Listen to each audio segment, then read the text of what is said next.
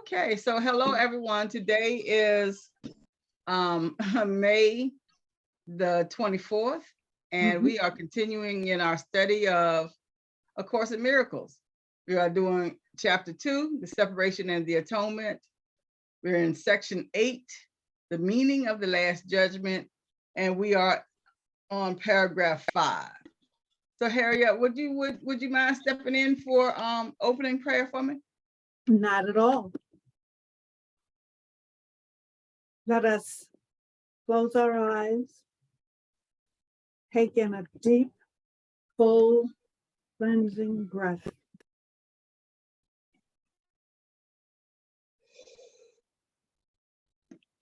And as we let go all of the cares and worries of the day.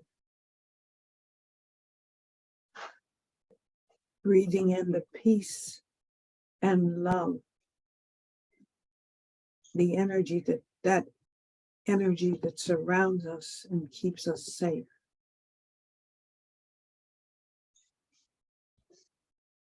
And as we begin our study, this last paragraph in chapter 2 of A Course in Miracles,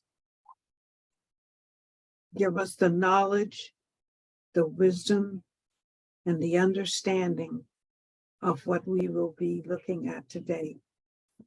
And let us use what we learn in our discussion and from each other, the things that we need to do in order to continue and make this world a better place.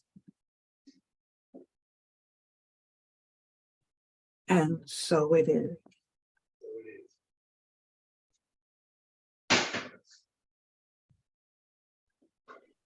Okay, thank you. Yes, so just would you like to go ahead and begin?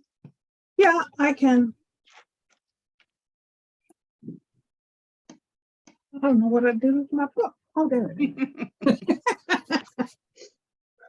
Oh, man. I'm okay. I'm okay. You're okay.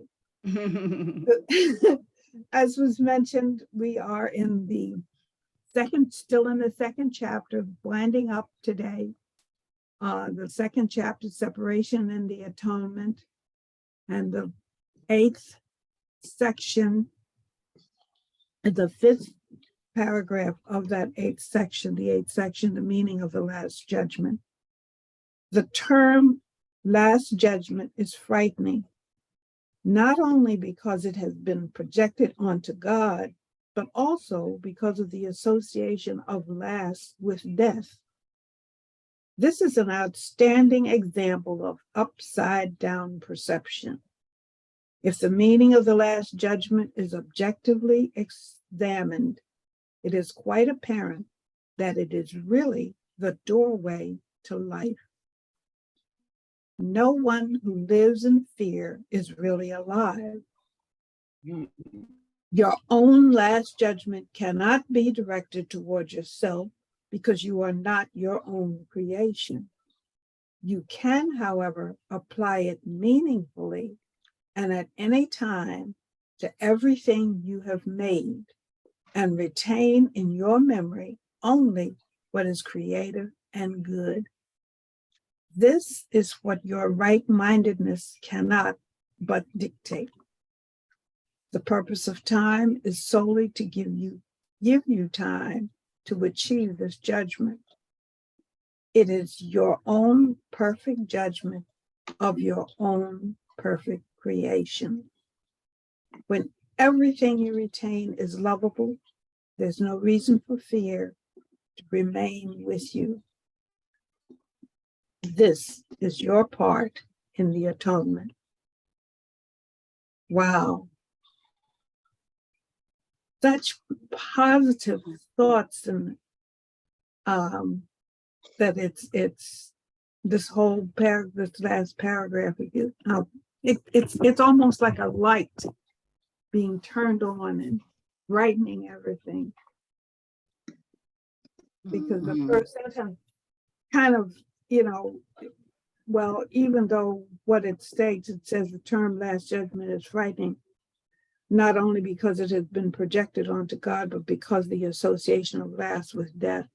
And then it just dismisses all of that right away almost, and goes right into what the last judgment really is. And last means the beginning of something new. Mm-hmm. Mm-hmm. My take on that first sentence there. Mm-hmm. Excuse me. I'm just munching on some French fries. Oh, But when we acknowledge and identify what we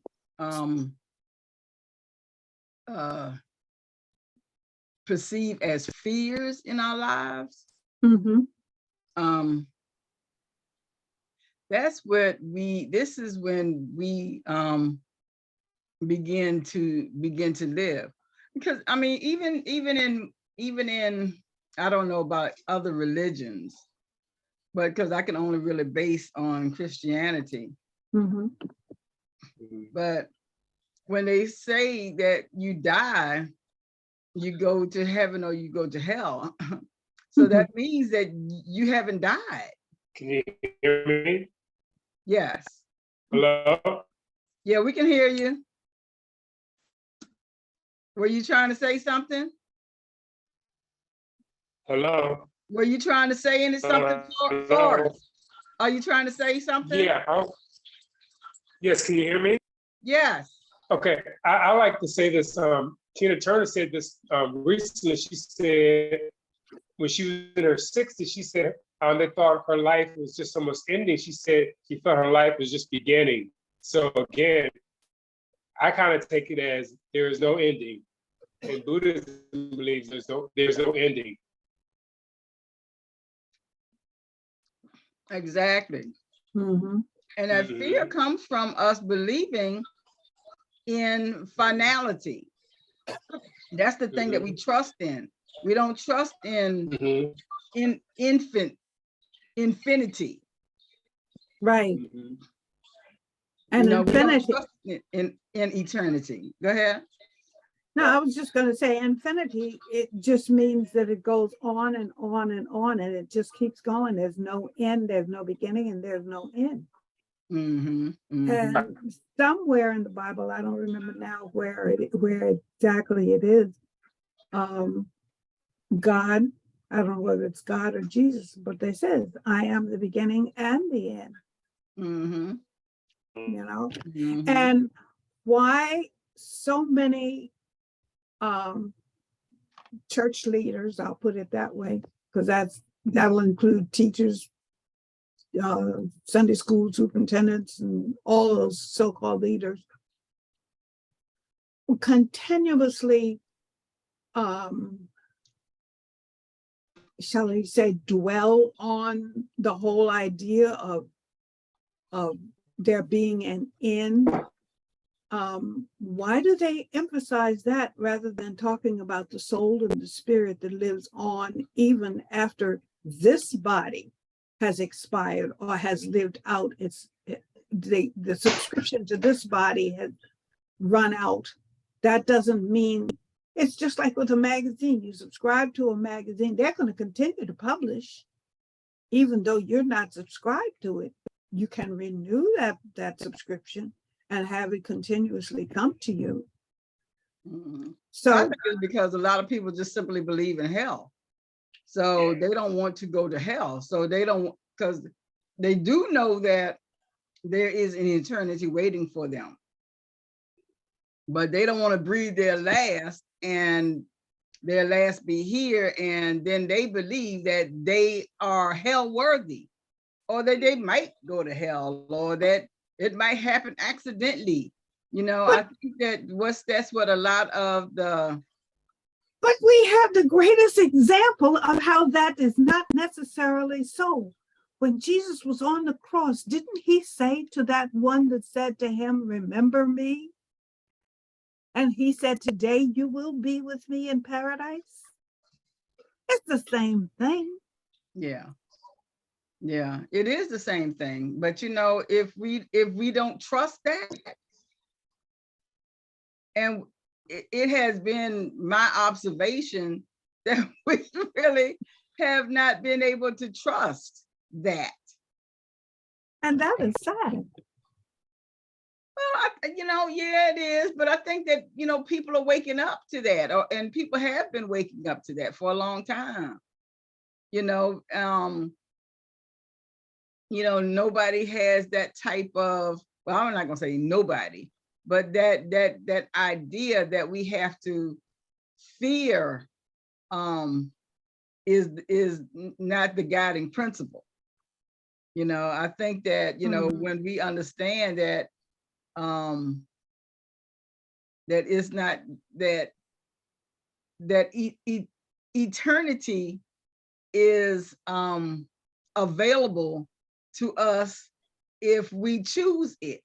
If we choose it to be good, that it's going to be good, you know. And I think that because we have associated that nobody, you know, when you die, you know, nobody sees you 3 weeks later to ask you any kind of questions. So you know, and we really basically only believe in what we see.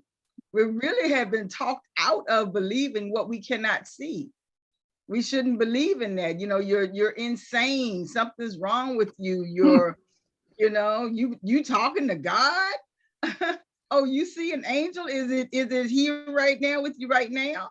You know, we have been coerced really not to believe in what we cannot see, but and to only believe in what we see. And what we see is finality. Or if we are seeing something and we insist on it, they think we're crazy. Yeah. You know, oh, you're crazy. What are you talking about? So we believe in finality. You know, it's in our bones, it's in our, you know, it's in our DNA. We got, you know, the final cost to your final, you know, for your pen life funeral arrangements, you know. All of these things are called the last. Yeah. And when you're thinking of last judgment, that's the last judgment that you get. You don't get no more turns after that. And well, that then can be frightening to people. But if they believe in reincarnation, how can that be the last judgment or the last of anything or the last of them? Yeah, but you know, yeah, but you know, I think that you know, it's something that you have to want. What we were saying, what we were talking about yesterday, you have to want to not to believe in finality. Right. You have to want to. You have to want to be able to see it and in particular to see it for you.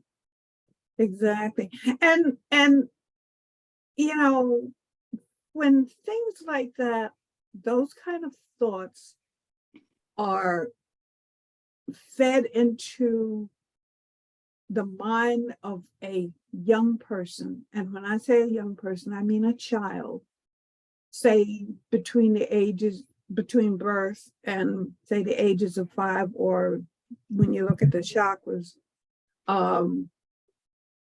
age 7, that is the root or the basis of a lot of the how do I want to put it? The basis for a lot of that, well, the only way I can put it is negative thinking, as opposed to letting go of those fears and letting the love of the universe, God, the creator, the source, sink in and saturate us, as opposed to those thoughts of those negative thoughts. Mm-hmm. And it may not even necessarily be so much negative, but to be limited. That's the word. That's a better word. I like that. Yeah. You know, and when we think and you know, just to move on for a second, just to and to incorporate this second line, this is an outstanding example of upside down perception.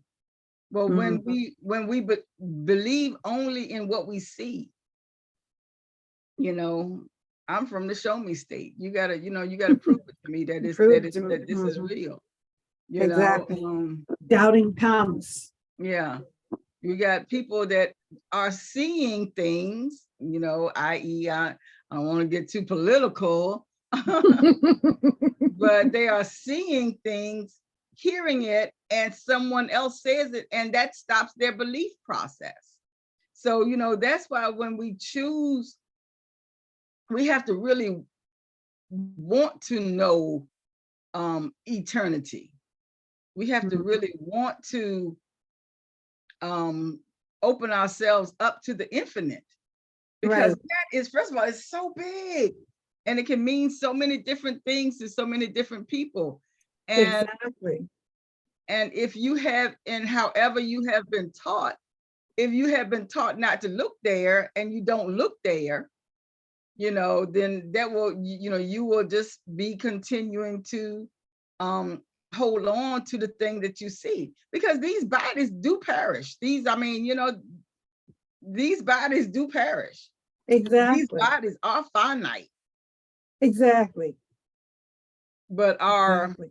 but you know, in truth, we have, you know, we got some scientific studies, we got different kind of things that will say, yes, this is what we have found out. For people who have had near-death experiences, they have, you know, past, you know, they have maybe have had some regressions to find out what happened during that time, what they believed, or what, you know, what happened to them in that instant. Although we have things like that that we hear about, but it's generally not a open and known subject. It's still part of the occult. It's still not relevant enough to, I guess, society as a whole to say, okay, yeah, you know, when you die, when this physical body dies, and it's okay to say that word, dies, your consciousness, the real you, the essence of who you are, continues. And I think that's such a big concept that, you know, you have to be ready to hear that. Exactly. I'm not sure how I feel about, I've never experienced it. I don't know if I would want to experience a seance in which the so-called person that has gone on, you know, they've expired, and they call them back in these seances. Like I said, I've never participated. I don't know if I would want to, but I do feel like our ancestors that have this is time to We can't hear you. We haven't, Harriet, we can't hear you. I'm having a problem with my phone too, going on and off. So I'm just kind of trying to do my best to stay in. Oh, Okay. Well, I was real good friends to a medium. Her name was Linda Shelton. She passed maybe about 4 years ago. Wow. But you know, she would, you know, one day she just came in the house. She said, "Oh wow, who's Charles?" I said, "That's my mother's brother." And you know, my mom was always talking to Charles all day long, every single day. You know, sometimes, you know, her and Charles be up to some hijinks. Sometimes, you know, they be, you know, you know, she said, "Okay, there go Charles. He's just coming in the room." And you know, Wow. you know, you hear that, you know, but then again, you let it go. That's But when amazing she though. came in the house and she just said, "Oh," I said, "Oh, that's my mother's brother." She said, "Oh yeah, you know, he's here all the time. He just went up the stairs. That's why I knew his name was Charles." Wow, that's amazing. So, you know, when we allow ourselves to be open to, just different ideas, and not to fear it first. Mhm. Open and receptive. Yeah. And you don't have to, it doesn't have to be anything that you appreciate or ascribe to. It just, you can just not be afraid of it. Right. That's the key, Yeah. is to not be afraid of it. Right. You want to jump in, Richard? I see you chomping at the bit. You already know. Yeah. Hey, So, Richard. one of the things that I've come to realize and kind of understand is there's an overall issue with human beings wanting to understand. Mhm. And the idea of putting things into boxes and putting them into labels and being able to understand that we have a great difficulty in ambiguity. Right. We have a great difficulty in not only accepting but acknowledging that there are different beliefs. Everybody don't have to think the same, and yet we can still coexist and be love, because that's what we're created for, to be love and not pass that degree of judgment on each other. And see, this is the reason why the Last Judgment is so interesting to me, because we pass judgment on each other so bad that we get so concerned, and it's the internal fear of what judgment is being imposed upon us by each other, but also by the divine. And so I think this idea of judgment and fear, which I would say is the opposite of love, is really an interesting thing that I've been really digging into since I saw y'all last. So it's good to see y'all. It's good to throw this stuff out to y'all. Blessings. I know. And Richard, let me just piggyback off that and ask you a question. Do you think also it's because we have so much maybe fear, shame of what is inside? We feel that we are owed whatever type of judgment it is, and we have always been trying to hide, aspects of ourselves from the outside world. And now we think that the last judgment is now I'm gonna have to actually see who I am. Okay. I think so. I think that's a really deep concept, because I think a lot of that stuff exists within the subconscious, and it's so deep that we don't even acknowledge. Like many of us can't acknowledge the stuff that we did 20 years ago. Yeah, we forgot about it, and so I think there's and to some degree, when you look at scripture, because scripture can be interpreted in so many different ways, that people will then interpret the scripture to justify their actions, even though it is so counterproductive to what love is. Okay. Right? That we will forget it and even justify it. It comes in our head because you can find a scripture to justify it, or it happened, and then you'll say, well, Jesus died on the cross for my sins, so I don't have to worry about that no more. Meanwhile, you go out and do the same dang thing. So I just think that, there is something very interesting about this whole concept, in that, and I think a lot of it, for me, is interesting, where it goes back to what slave owners told slaves, that I think is manifested everywhere, in that, what you do on earth is, as long as you repent before you die, then you'll be absolved for it when you stand in front of God for judgment.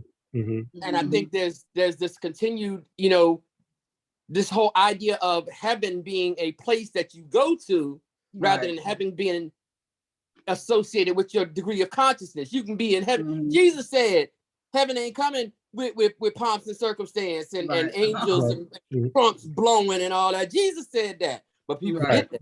I won't say people forget it. I'll just say they overlook that part. Okay. Right. So I mean, So I think it's a real complex thing. People, that deal with trauma, especially, Mhm. they hide the stuff so deep that they forget about it and then move on with their lives and sometimes continue to do the same things because they haven't healed from it. Right. Mhm. Mm-hmm. Mm-hmm. Mhm. I totally agree. Mhm. And that's why the second sentence is so important. It's an upside down perception. Mm-hmm. Because if I'm seeing myself as unlovable, and I'm afraid of how unlovable you may see me, now I'm not going to trust anything you say because I think that you think I'm unlovable. And and I can and I am projecting my fears or doubts or convictions about myself onto you. And, because Everybody. I don't see you as healed, then how dare you think of me this way when I haven't even had a conversation with you? I really don't even know what you're thinking. I don't have a clue what's going on in your mind, but I am so entrenched in an idea or an ideology of finality that I can't even break free of that to go into to go into the eternal, to even see myself as worthy. And if I don't see myself as worthy, I know you're not worthy. Yeah, because what you see in somebody else is what is basically what you are inside. And until you are able to forgive yourself, you can't forgive anybody else. And as long as you see yourself in a not so pleasant way, then you're not going to see anybody else in not so pleasant. You're going to find criticism. You're going to find everything about them that is not so good. Yeah, I agree with that. And I'll even take it, just add something to that, because it talks about this example of an upside down perception, but I would even say that it's an outside in perception. In that, we look at things from the outside and determine the inside rather than looking at the world from the inside out. Right. And then it becomes something interesting because people will say only God can judge me. And I always think that's interesting because you worried about God judging you. You don't want to deal with how you judge yourself or the need for you to Really? do some of that self-awareness. So I think it's an interesting part. But I think we're always judging people anyway. Every day we're judging people. I guess that's part of society, that we're judging people, not even connecting to God. I think it's a human. We're always judging people daily. I know I do. I judge people, because what you can see on the outside may not be what's happening on the inside. Right. Well, I was just having a conversation with a guy the other day, and he was like, well, the Bible says you're supposed to judge. You can judge people. I said, no, the Bible says you discern. Right. And there's a difference between discerning and judging in terms of where discernment comes from versus where judgment comes from. Right. But in either case, the law of the land say, love God, love each other as you love yourself. So those are the two that Jesus spoke about. So Exactly. Thank you, Richard. That's good. Let's move on to sentence number 3. Anybody want to read that sentence? Yeah, I'm getting warm. I'm getting warm. All right, Richard, go ahead. If the meaning of the last judgment is objectively examined, it is quite apparent that it is really the doorway to life. Oh, wow. Can you read that again, please, Richard? Sure. If the meaning of the last judgment is objectively examined, it is quite apparent that it is really the doorway to life. Okay. So for me, when I see that and read it, a second time, I mean, if we really dig into and examine what is meant by the Last Judgment, then we begin to realize that it's really the movement forward. It is the key to life. It is coming to life. We come alive when we really, examine, what that means. And when you examine something objectively, that means that I'm looking at it without passion. I'm just seeing it as it is. I'm not putting any I'm not labeling any parts of it, and I'm allowing it to be what it is. And when you think about that, I mean, when, and this is, for, ladies, but gentlemen know the same story. If there's a baby inside, and right before the baby comes out, that's that last time that baby is going to be in that space. And now there is now that doorway, that's that new life. And we do it all the time. We were once infants, but now, I have a lot of gray hairs and sags and wrinkles, but this is still a new experience for me, to what it feels like to be this age. I have seen it before, but this is still a new life for me. Or if you worked on a job for any amount of time, and then you leave that job and then you go to a new life. So we do it. We always have different incarnations all the time. It's just, how are we seeing it?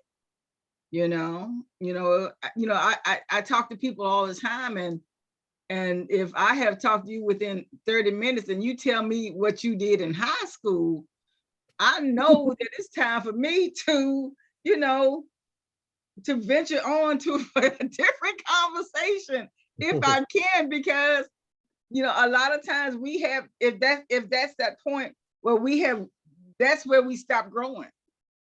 And everything else might have been reactionary, but we haven't grown past that. Right. To the new life. And that's why a lot of people are regretful or resentful or have had bad experiences, because they're so busy still clutching and holding on to it and attached to a way of life. They're still in that box that was created around them, or that they created around themselves, and they're afraid to move out. Right. And they won't judge themselves effectively. Because you got to judge yourself. I'm not 17 anymore. I'm 37 now. So, That's right. I don't have to, I can still have some fun, but I don't need to have fun like I had when I was 17. Thank goodness. Really? I had that kind of because when you stop and look back at some of the things you did when you were much younger, whether you were 17 or 25, and think about, was I really that stupid? Did I really think about the consequence? Because sometimes some of the things that we dare to do when we are younger, at the time it seems like fun, exciting, or whatever label you want to put on it that makes it good for you. As you get older and you look at it and you realize that could have been fatal. And we just kind of lose interest in. Exactly. Yeah. Exactly. Yeah. Yeah, because we learn new things, and so we move on with those new experiences. What are your thoughts? What are your thoughts, either Richard or Forrest? Well, my thoughts are simple. Sometimes looking at my own self, sometimes it's a hard pill to swallow. So right now I'm in the place in my life that I may not able to drive anymore, because I was driving the other day and I actually stopped. I was like, okay, what's going on? And so I said, you know what? if I'm stopping today by myself, I said to myself, Forrest, it's time for you not to drive anymore. So that's a hard pill to swallow, but it's a pill that I need to swallow because I don't want to hurt myself or hurt other people. But for me not to drive anymore, that's a hard pill to swallow, but it's a pill that I need to swallow so I won't hurt anybody or myself. Yeah.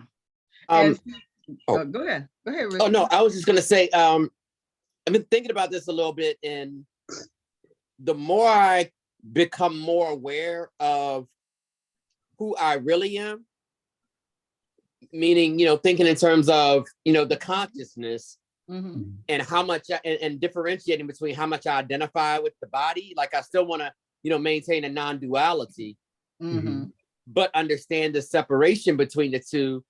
It is really giving me a different sort of thought in that, my body may not allow me to do certain things as I get older, but my consciousness does. Yeah. And so then there's this sort of emotion that I have to work through in terms of, how disappointing it is that I can't run around the block as fast as I could when I was 13. And yet being comfortable with that, because I don't want to over associate who I am with what I can no longer do. Right. Yeah. Yeah. That's good, right? That's good, Richard. And also sometimes you say you can't run around the block as fast as you used to, but you can still walk around the block. Oh yeah. So it's not so much. And I'm realizing that okay, I can still do this. Excuse me, sorry. But I'm just not as quick at doing it. And is it because as I get older, I slow down? Or is it because I take more time to contemplate the right move at this time? There are a whole lot of things that and it doesn't necessarily slow us down. It just gives us, we have gained a better knowledge and understanding of things. We look at things a little bit differently.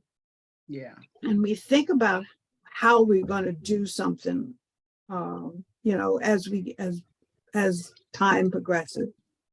And you make me think of something in terms of something that I've been really working on, and that is, looking forward and planning and thinking about the future without being attached to the outcome. Right. So it's like, thinking about as I get older, as the body gets older, let me be clear, that there are things that I won't be able to do. And, oftentimes, sometimes it makes me, kind of sad and maybe even get into a degree of fearful. But this conversation has reminded me that's still an aspect of you being attached to an outcome, that, you'll be able to do X, Y, and Z. And it's like, well, I don't have to be attached to that because my soul is forever. Right, exactly. That's right. And that's what I was sharing about me with my car and not being able to drive. So I had to make a decision and say, okay, Forrest, is it good for me if I'm stopping today? I might stop tomorrow. So my thing is like, but then my other mind says, okay, well, you're not driving that far place. But I said, if I stop today, I can stop tomorrow. So for me not to be able to drive, that was a pill that I really had to swallow, and it made me sad. But it's something that I need to say, okay, well, what's the next thing? Uber. I can still get around. And that's and that's the value. I think that's the lesson in all of this, is that this first sentence it says, because of the association of last with death. So we're always associating something as, okay, now this part of me has died, so now death. Hello? Now, yeah, can you hear me? Death means finality. And now that I allow myself a new life, I have something exciting to look forward to. I have something new to create. There's a whole brand new life for me. And just like Richard was saying, if I don't hold an attachment to it, to to the outcome, I can just enjoy it as it unfolds. Exactly. And when you open yourself up to new things, those old things will go away anyway. I mean, to make they go away to make room for the new. Right. Okay, Harriet, you want to read number 4? No one who lives in fear is really alive. Wow. That is so true. Yeah. That is so true. Because when you're living in fear, you're afraid to do anything. You become immobile, stationary, almost like a stone statue. Yeah. I think for me, the fear is the fear of unknown, unknowing the future, like what's going to happen. So for me, that's my fear. It's the fear of the unknown. That's my favorite acronym is future events appearing real. So, if we think that, and many of us have led traumatic lives where fear has kept us safe. But has it? Probably, because I don't know everybody's experience. But there does come a time where, in order to move forward, we have to put that spark of life back in there. We have to you say yes, I can do this. Although I am afraid, I still can make this positive step. Exactly. And that's what I was getting at, because sometimes you fear the unknown, yes, and it keeps you from moving forward. But at the same time, your rational mind will go through a whole bunch of, if I do this, then this can happen. If I do that, that can happen. On the other hand, if I do this, this will happen. It's how you look at things.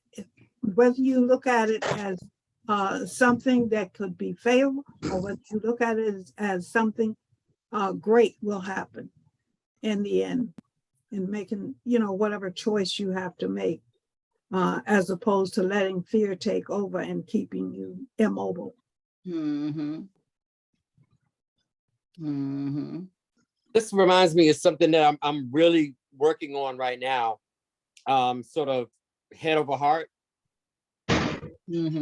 That fear doesn't come from the heart, it comes from the mind, it comes from the head. Right.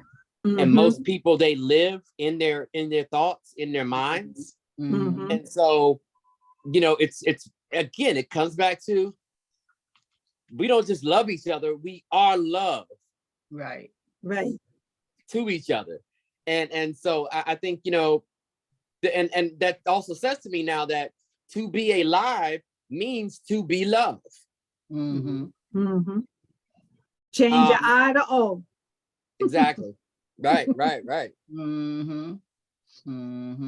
Richard, where you been all these years? I had to go to the mountaintop.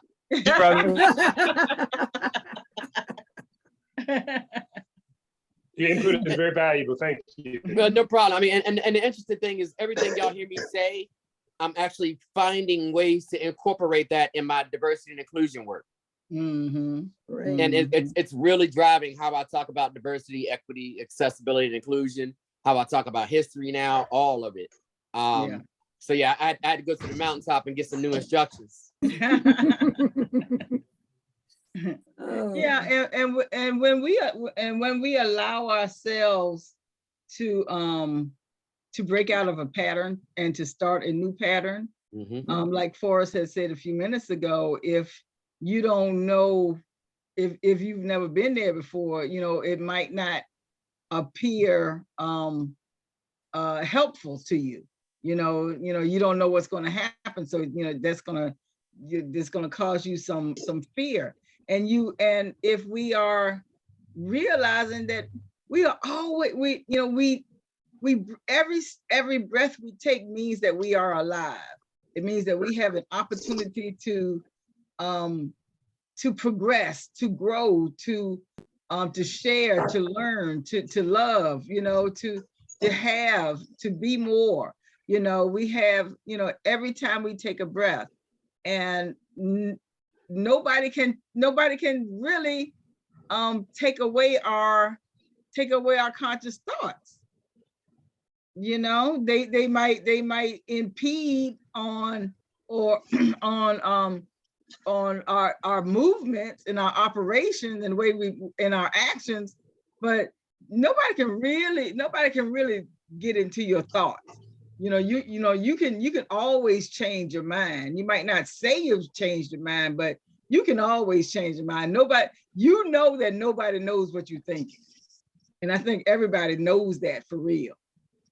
And and I think that that's part of the reason that we can, and I'm going to add this, and I'm going to incorporate this next line, number 5. Your own last judgment cannot be directed toward yourself, because you are not your own creation. And see, if I'm so busy thinking that, I am all this and I am all that, and I put on that part as an appearance, because I don't want to show my fear.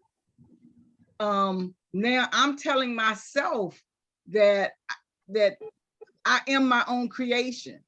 Mm-hmm. And if I let, and I can't be my own creation.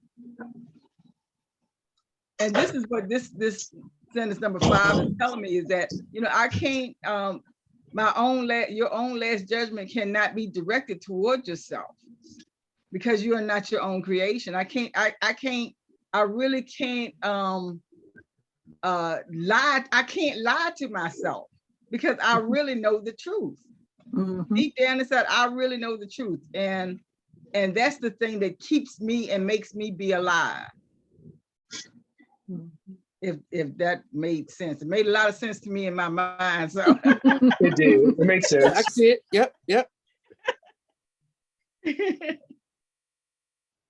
So what are y'all thoughts on line number 5?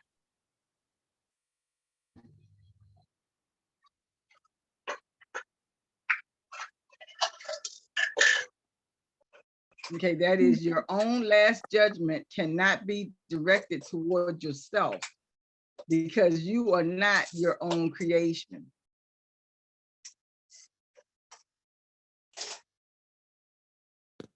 Oh, because how can you be your own creation?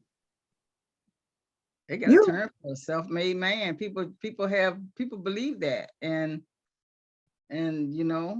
people really do believe that they have created their image. They have created their, that this is their own creation.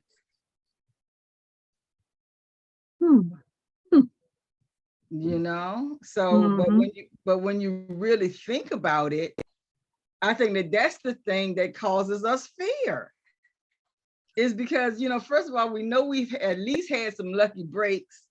We've at least, we might have been put in that position.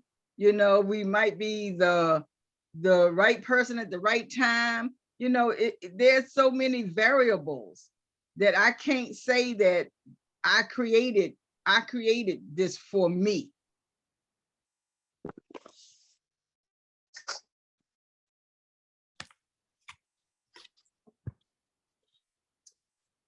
Pardon the pause. I have to look back a couple passages to make sure I understand what's meant by the last judgment. Mm-hmm. And so what I'm seeing here, I mean, it just kind of equates, imagine me running an organization and me giving myself my own evaluation. And naturally, you're going to give yourself a good evaluation. You're not going to make it, you're not going to say anything negative, even though you might have screwed up back then. Right. So that's the first thing that kind of comes to mind when I'm looking at this, is that,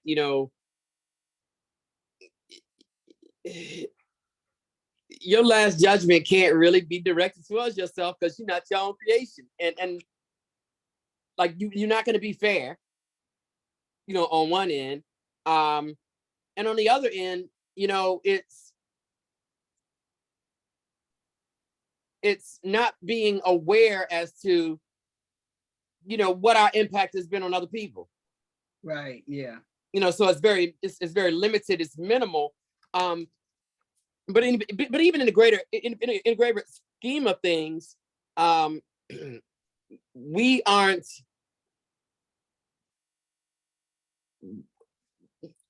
objectively examined. Right. We can't objectively examine ourselves. No, we Mhm. can't. Yeah. That's what it is. Mhm. And I mean, as historians, Richard, that history books are written from the perspective of whoever the writer is. If you study just look at the revolutionary period. When I say revolutionary, our revolutionary period, the way that whole period is being taught in the United States is going to be quite different. I'm sure we'll find it's going to be quite different from the way that period of time is being taught in England.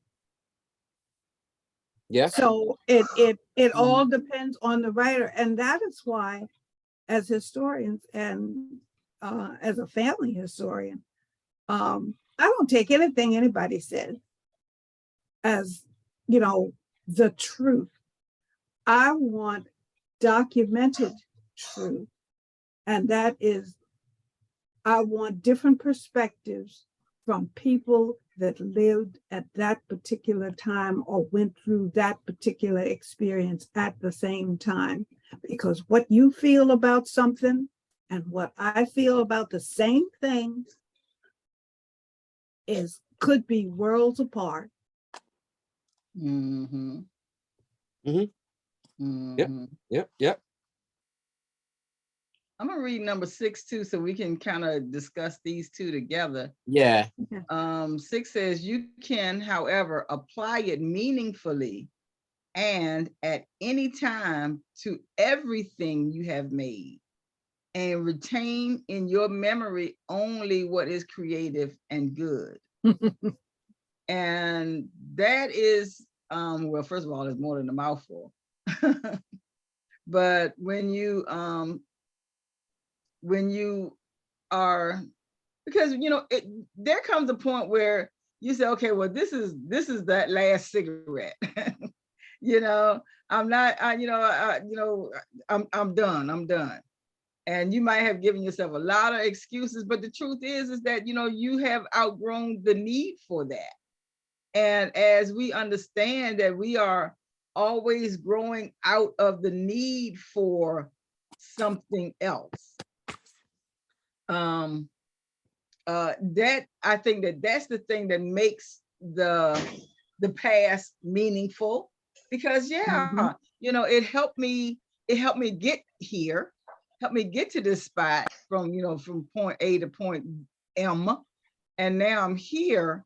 But and I can see everything that I have done, and I can just hold on to the good parts, even the bad parts that looks bad. Now I'm looking at it because I have learned a lesson from it. Either I learned not to let some stranger hold my pocketbook, or else, just because I have, $100 in my pocket don't mean that I have to spend 106. And everything happens. Every lesson that I learn, I can get something from it. And it can and I can apply it meaningfully in my new incarnation, whatever that is. Yeah. The thing I'm picking up on this, and I think it connects with what you're saying, is tying those two together. What we're saying is that you cannot objectively direct that judgment towards yourself, But what you can do is direct it towards your creations, the things that you made. Mm-hmm. Can you explain it, Richard? Say again? Can you explain that? What you just said? Can you explain that? Sure. So it's like if I'm a CEO of a company, I can't objectively evaluate myself. Okay. What I can do is evaluate my works, the things that I create. But I can't objectively, see me because it's not going to be objective. No, it's not. Gotcha. And the thing yes. Because when we talk about the idea of consciousness, you can't see yourself. Right. Like you can't see yourself. Right. You can't see your consciousness. And so that continues to make sense that you can't objectively do that for yourself, but you can do it for the things that you make, the things that you create. And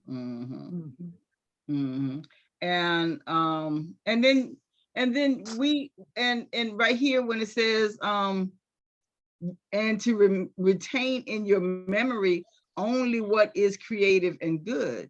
So that's showing me that I'm placing forgiveness in here. I'm placing love in here. I'm placing trust in my memory. I'm going at, I might be going into a memory where there might have been some trauma, but I'm going in here looking for the treasure. Ooh. I know that when I find it, I only have to bring out what is going to be good and good, and I can leave everything else behind. And then I can understand that this is now my new truth. Say that again. That once I understand that I have, I hope I can say it again. Once I understand that I have picked only the good from whatever wonderful thing or thing where I had to go and find the good in it. When I come out and I use that, I can use that effectively, understanding that this is my new truth.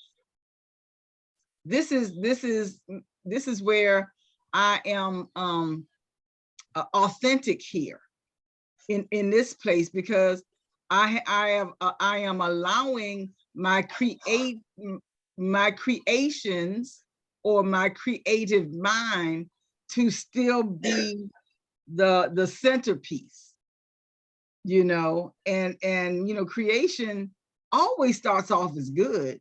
It all in everything that has been created, everything has been created for some good. Wait. I did not read that in that passage, but when you said it, everything went off. They was all around me, rubbing me like, did you hear that? And I was like, yeah, I heard it. Hold on. Let me let my mind catch up. So you said, and retain in your memory only what is creative and good. And it makes me think about how we talk about forgiveness. And people always say, well, I could forgive you, but I can't forget. And in the last couple of days, what I've been hearing is, no, beloved, you're supposed to forgive and you're supposed to forget. Right. Because you shouldn't always take that past into the present, because then your present is going to be tainted by a time that's long gone. Right, exactly. But then it took me even further to think about the fact that what we often don't talk about is how you should forgive and forget yourself. Yeah. And when I say forget, I have to be careful, because it's not you just forget and then you turn around and do it again. It's like, no, you forget, you return back to your default. Right. That isn't, that isn't taught or conditioned to do these negative things to people. Mhm. Mhm. Did that make sense? Yeah. Yes. Absolutely, absolutely it does. And when we That's crazy. and when we allow ourselves that type of freedom, you know, when we allow ourselves that type of what's the opposite of arrogant? I mean, you know, humility. No, true humility. Because that's really what true humility is because I am relying on the truth, which is creative within me. It's always going to bring up this new uh permission to see something differently. I'll always have this new awareness, and shoot, that goes right along with number 7. This is what your right-mindedness cannot but dictate, because when I am forgiving myself, understanding that I forgive you and I forgive me, and I forget all the pain that was attached for me. I mean, I can't forget the incident, because I mean, what is in history is in history. What if it happened, it happened. But I can forget the pain that is attached to it because I have forgiven myself for it, or I have forgiven you for it, and I have forgiven you for forgiving me. And we can allow. Then I can allow love to be the bomb on that. I put on top of that.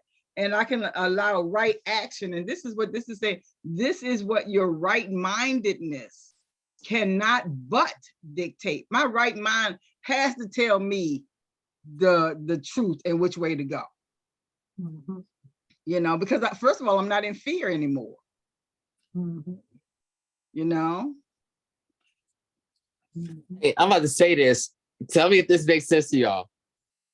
Unconditional love, divine love, Mhm. means you have to forgive and forget. Mhm. Mhm. That is so contrary to what society tells us on a day-to-day basis. Yeah. Mhm. That's Yeah. bananas. That's bananas. Yeah. Wow. Okay. Sorry. Well, and I think because we have never really looked into the definitions of love or fear. I can't expect you to love I can't expect you to love me if you don't love yourself. But if you don't Exactly. understand that you have to love yourself first, and I have to understand that I have to even love myself first to be able to see you love yourself first. And I have and because we haven't defined those terms, we're still thinking that love is, I love my mama, I love, my wife, love is romantic, hearts and flowers and Valentine's, teddy bears, love is patriotic. Love is something that is always from, showing itself on the outside, as opposed to, I love myself because I'm worthy.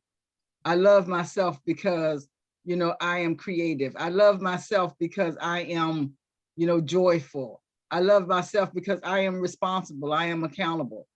For all of those things, we are, our sense of right-mindedness will put us will put us into like a new comfort zone. I'll be comfortable in my right-mindedness. I won't be uncomfortable here, in this space anymore. Oh gosh. I'm so glad. I'm so glad I came. I was gonna do a TikTok video tonight, and I said, nope, I'm going to see my people tonight. Because I know that I'm gonna leave my people tonight, and I'm gonna know exactly what I want to put in my video. Thank you. Well, send it to my page. I will. I will. Because you know I love TikTok. I'm I on certainly TikTok. will. I get all my news and information. I certainly will. Which one we Yeah, on? okay, Number that 8? was number 7. Yeah, number 8. You want to go ahead and read that? Yeah, the purpose of time is solely to give you time to achieve this judgment. I mean, that's a powerful statement because it's giving you, like, it's being very clear of basically what our purpose is. Yeah. Our purpose is to have the time to do the work, to look at the work, to judge the work, and to make the adjustments so that it's for the good.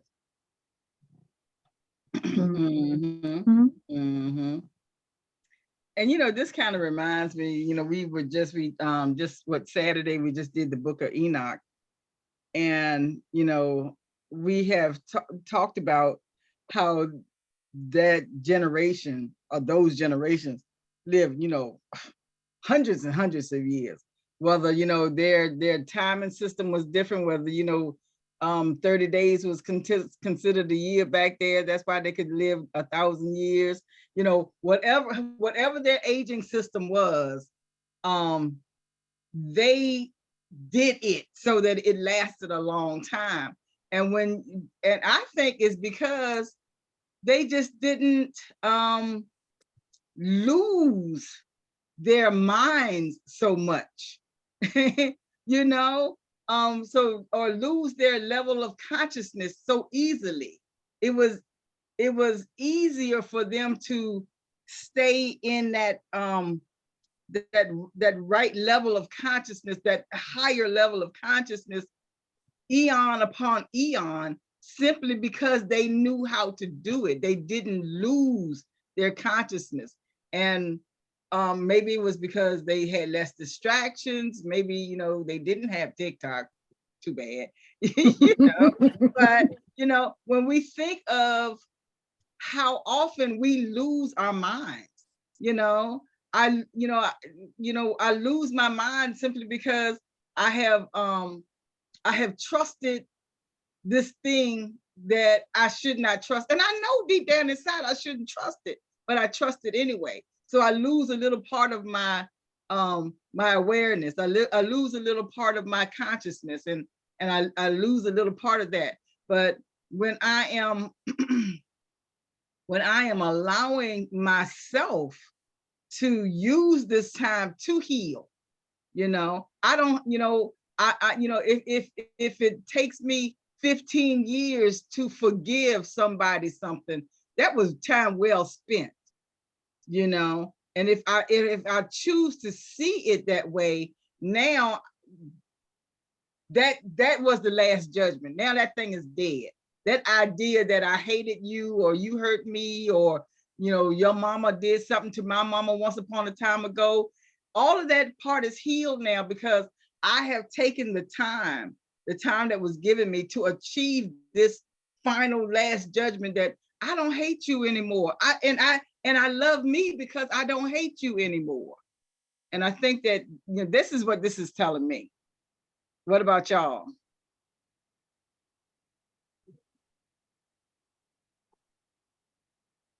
Hold on, process. Go ahead, Harriet. No,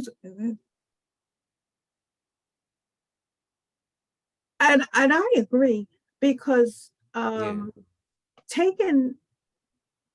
you take the time to forgive and forget, you feel there's a feeling that you have that just can't, well, for me, I just can't explain it, but there is a feeling of, I think the best word I can use is freedom.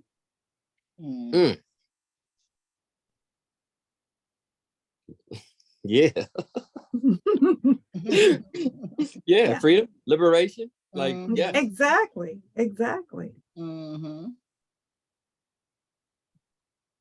Mm-hmm. Yeah, I mean, you know, if you have graduated from high school, you graduated for college, and then that first moment, that first morning you wake up and you don't have to turn in a paper. Right. You Right. know, what type of freedom is that? All of that, although that was a lovely time and a rewarding and prosperous time, now that part is over, and I can retain all of the good that I reaped, all of the good that came from that. Mhm. And I can let all of the negative, I got to walk to school in the rain, or, you know, or, I forgot my lunch money, or, oh, I failed a test. Oh, I thought I was going to get better on the test. All of that stuff that has been combined with the journey. Now I can just pick and choose all of the things that are going to be valuable to me in this new life that I am. Mhm. Right. Right. Ooh. You know, something just crossed my mind. Last Judgment. And when we finish school, whether it's high school or college or some other, but what is that ceremony called? Commencement. And what is commencement? The beginning. The beginning, yes. Wow. Wow. So to me, this whole idea of the Last Judgment really is the beginning of something new, a new direction, a new adventure, a new whatever. Ace of Cups. Yeah. Oh, oh. I knew I could throw. I knew I could throw that one out there. Y'all know what I'm talking about. Yeah. So side note, and then I'll read the next one. What do you want? 10? 9. A 9. Well, just a quick side note. I've been noticing recently, the more and more that I'm with my cards, the more I'm making those parallels. So I'm like, yeah, I was in my King of Swords energy for that beat.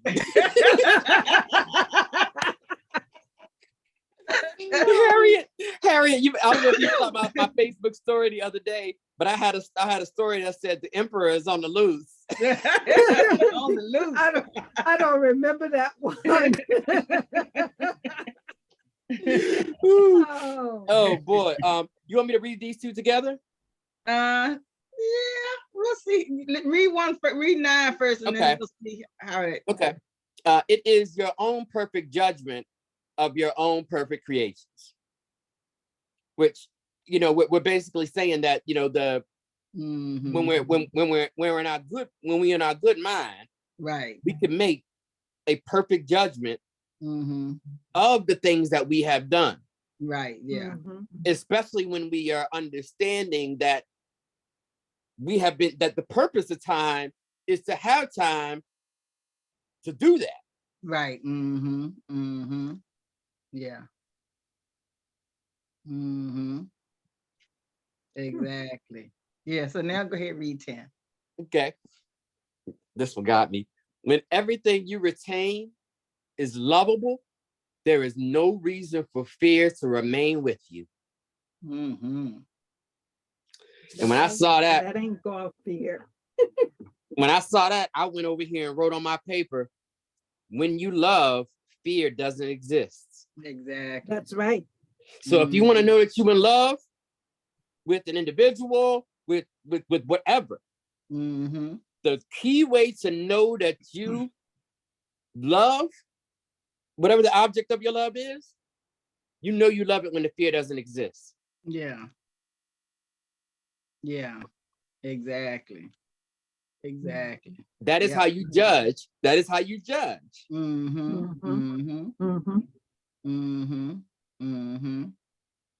Yeah.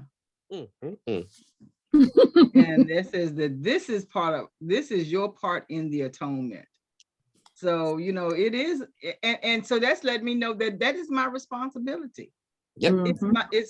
I am accountable for, letting go of the things that no longer serve me or serve where I am in my new phase in life.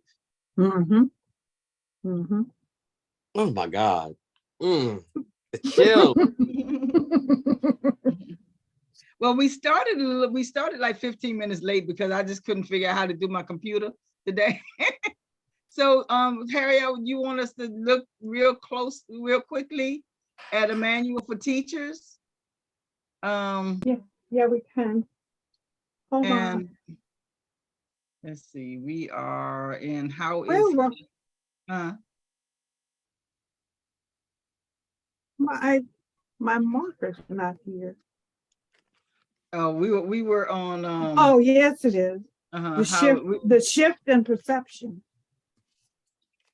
Did we yeah, do perceived purposes? we did that one the last time. We remember we spent a whole We spent a episode whole, yeah. on that Yeah. one. So Yeah. the shift in perception. And we can take a look at this real quickly. This is how many sentences? Oh, that's pretty deep. So we can look at it real quick.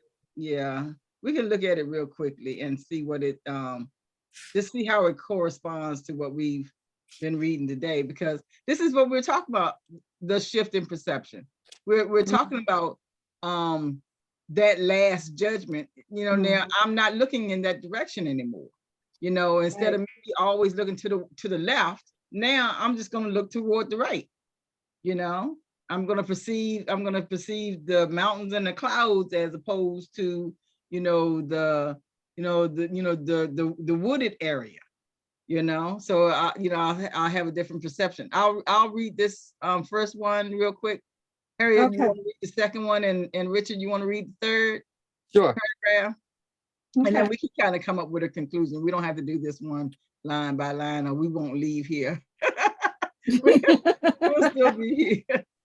Number one, healing must occur in exact proportion to which the valuelessness of sickness is recognized.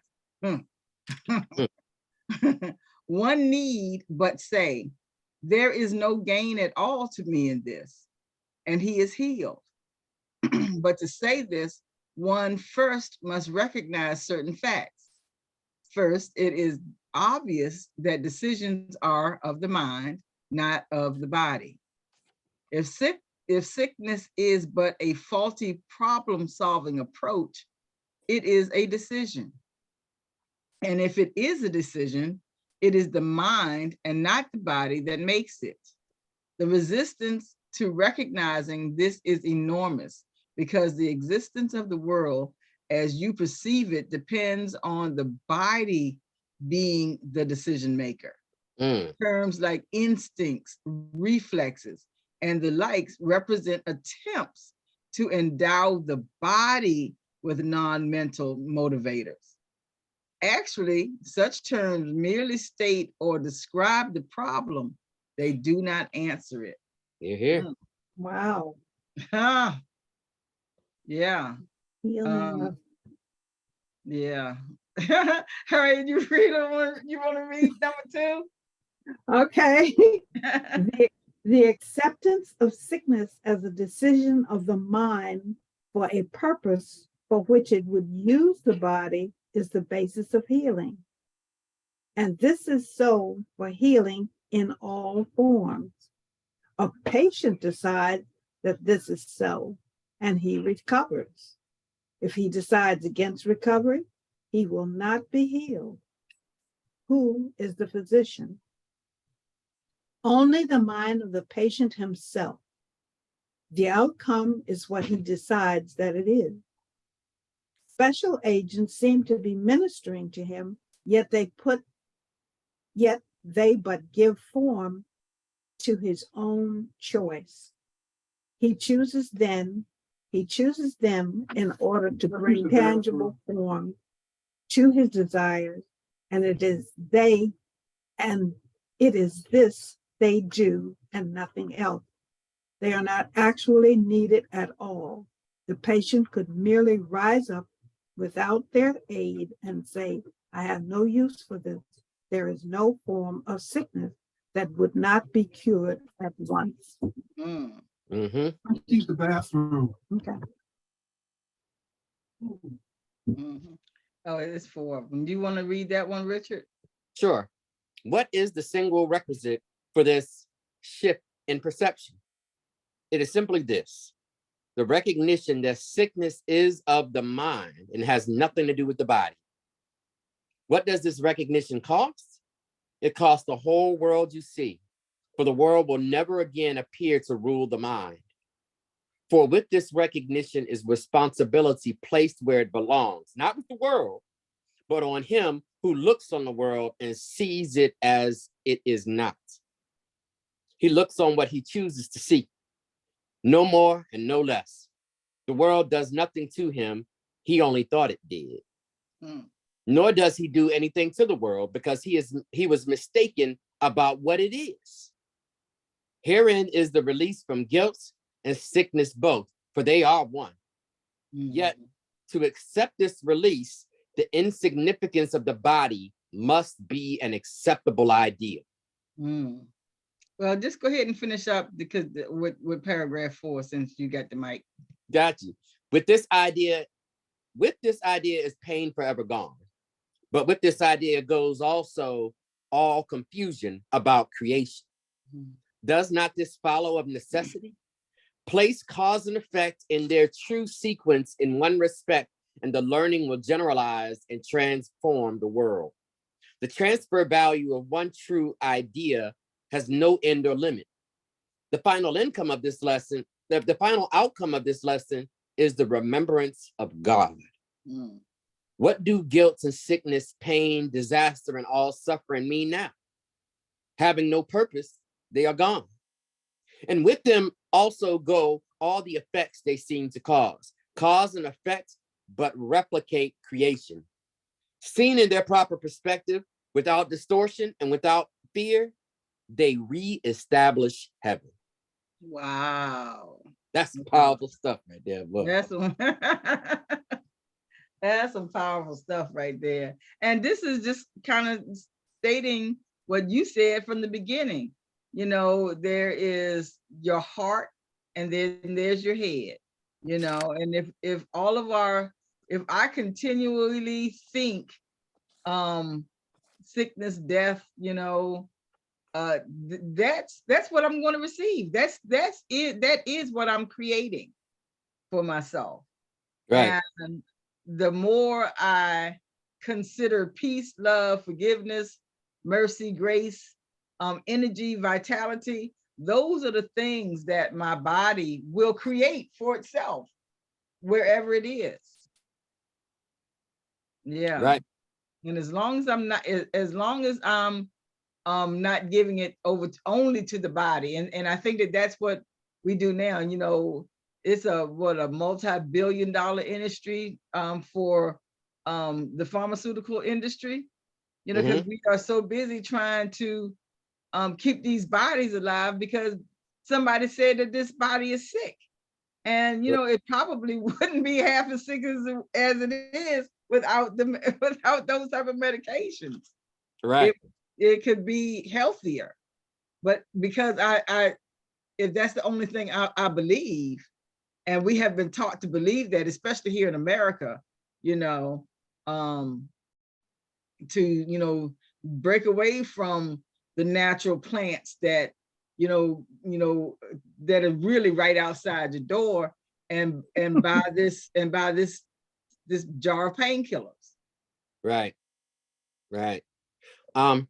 I got to head out. I'm sorry, I got to go. I got a thing that just came up. But hey, I love y'all. Well, just before you leave, tell us what you think about today's session and how you can apply it to your life real quick. I think today's session was amazing. It for me, it kind of causes me to, in my work, revisit how I think about, because my whole thing is all about helping people transform and reinvent how they understand love. Mm-hmm. And so when I look back at some of these things that we were talking about, hold on, let me pull it back up. This idea of judgment, this idea of, fear doesn't coexist with love. How it also makes me think about how we oftentimes think we are in love, or we have love for somebody, and yet we operate with fear. But not, beloved, that's attachment. Right. Yeah. Yeah. That might be lust, but that's not Yeah. love. So it's also Right. helping me redefine how I think about love. But then going back, the one thing that I thought was really interesting was considering how we spend so much time trying to judge ourselves, getting stuck in that degree of fear, when it's really, when we're really not seeing all of that, then what we really should be doing is looking at our works. Yeah. Yes. And judging our works, and then using the time that we have to make the shifts and adjustments so that our works line up with who we truly are, which is love. Yes. Yes. Yes. Oh, thank you. Thank you for that, Richard. And Thank you. we're so glad we always love it when you drop in. So, come back again. Come back again soon. We miss you. Absolutely not. I think I'm coming out of hermit mode now, you know what I'm saying? And the emperor is loose. So, Well, I don't know where you are, but on the 24th, we're going to have a tarot expo here at my home. So, on the 24th? Of June. June. 24th. Of June. Oh, okay. Yeah. I'll keep you posted. Look, I'm out of hermit mode. I might get into a hangman every now and then, but the emperor is loose. Oh, thank you. Thank you. All right. See Talk you to y'all later. soon. Okay, goodbye. So what about you, Harriet? What did you get from the class today, and how can you apply it to your life? First of all, the Last Judgment, and it just kind of came to me, and you can probably tell when it came to me, because when I thought about that whole idea of finishing your education, it's the end of that road, but it's celebrated with a commencement, and it just made me look at that term Last Judgment in a different way. It gave me a different way to look at that term Last Judgment. It was kind of a light bulb going on with me at that point. And it was, this whole session has been enlightening, for lack of a better word. And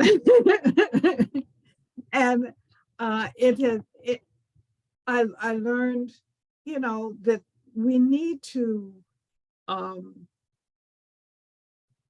sometimes step back and look at things from a different perspective, because what you're seeing, even though we might be looking at the same thing, what we're seeing is from our own perspective, and we have to not only see things from my perspective, but understand what your perspective or what you're seeing from your perspective. I'm not going to see it, but I can try and understand it. And I shouldn't, and we really shouldn't be criticizing. I don't want to use the word judgment. We really shouldn't be criticizing our brothers and sisters, because unless they have shared with us what they have been through or what they are going through at any particular moment in time, we have no right to criticize or judge. The only thing that we can do is give them love and light and peace. Exactly. Thank you. And I think what I got from today's session, especially with the last judgment, and what we're, this whole this shift in perception, is that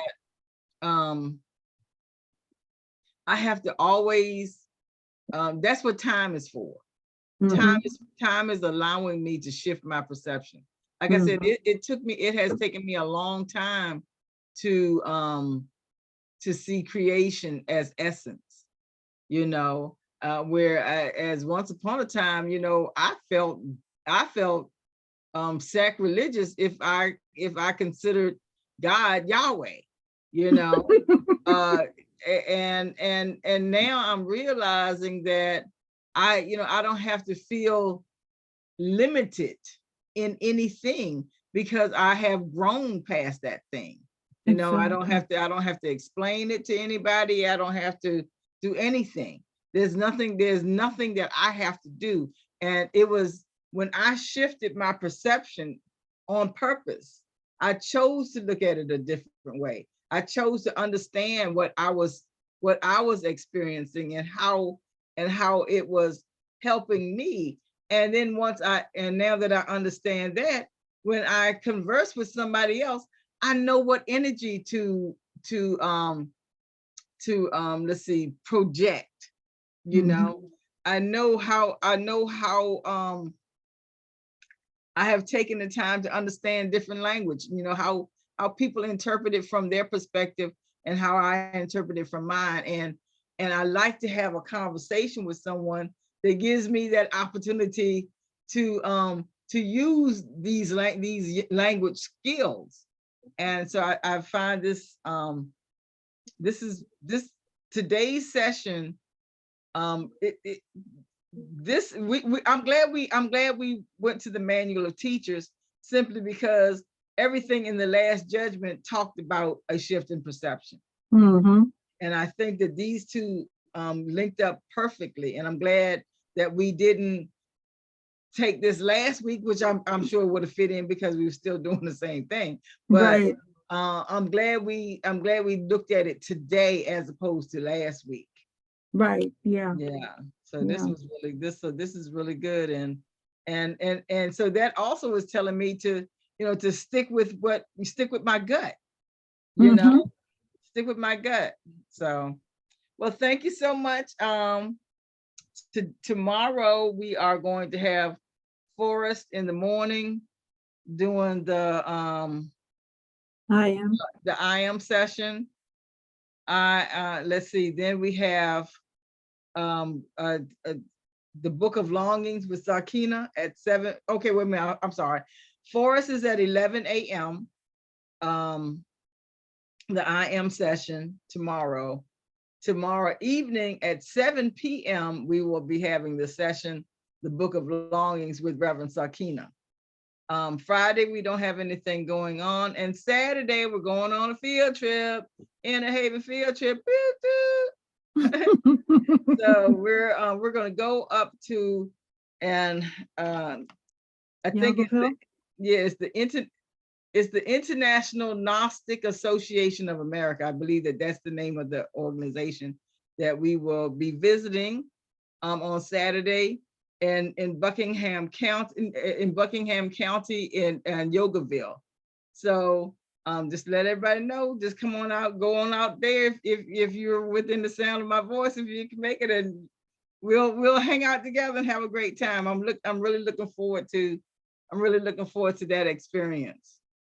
Then on Sunday, we're gonna see how we feel. I'm gonna see how I feel, and whether we're going to do Kabbalah or not, or whether we'll just sit in and have a friendly conversation, an open discussion, or what we're gonna do. We'll see. We're gonna leave that up. You know, we're gonna leave that up to our fearless leader. The wind.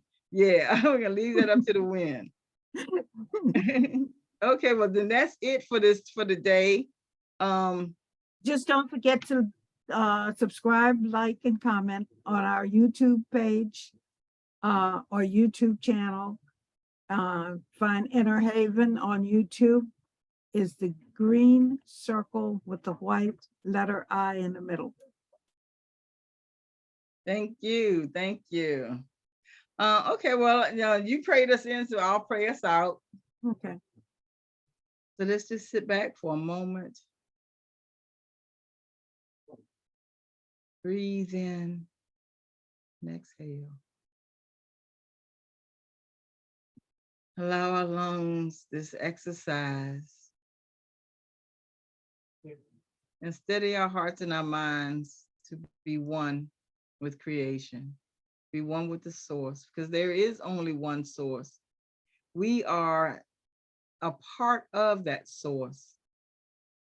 And we allow through this study and the other studies that we endeavor in, is to see how we can peel away all of the layers that are no longer serving us rightly, or no longer or are holding us back to a limited mindset. And we are allowing ourselves to be unlimited in our awareness and unlimited in our opportunity to see and to be love. And we are allowing that parts of fear to just continue to wither and drop off. We're not going to hold on to any type of attention toward it.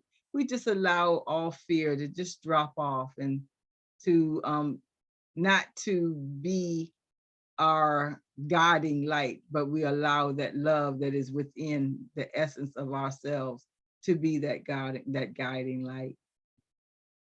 And as we release ourselves into that level of consciousness, we are so grateful for this opportunity to be among friends, to be around people who are of like mind, and also to have an opportunity to express our thoughts and to figure out, what is it that we're learning, and how can I use this language, and how can I be help, how can I find responsibility and accountability within this thing that I know now. And with that, we say, as we release this love, this wholeness, this peace, this mercy, this grace, this love, not only in our hearts and our minds, but also in our environment, in our homes, in our communities, in our state, in our nation, and in this world. And with that, we say, and so it is. And so it is. And so it is. Oh, that was fantastic. Yes, it was. We had a great time today. All right, everybody. Love you. See you later. Bye all. Bye. Love you.